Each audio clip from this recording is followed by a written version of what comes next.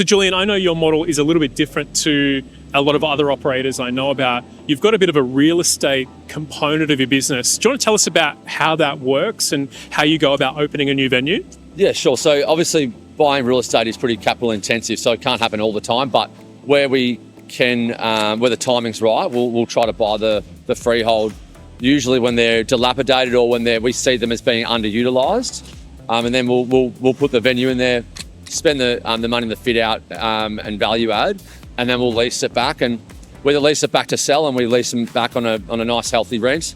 And so the idea is to buy on 10%, sell on 5%. So you try to, that's sort of how it works. So I'm curious around your change into becoming a publican. Tell us about how you got first into the pubs industry. Yeah, so cafes are still very important to what we do.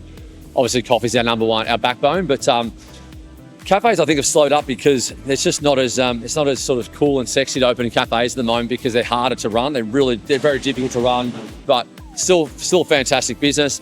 The pubs you still have the same sort of challenges, although I think consumer spend is a bit higher in the pubs, which makes it a bit easier to not only generate revenue but also attract better staff. So that's a big factor, and also it's about diversity for us. We've got the coffee portfolio, then obviously cafes, and then the other nights in the pub. So that's sort of a bit of a strategic sort of diversification sort of tactic we've tried to implement the last few years. But yeah, they've all got their upside, they've all got their downside. But yeah, property in my view, the properties in pub hotels are a lot more valuable than the freeholds of cafes now. So.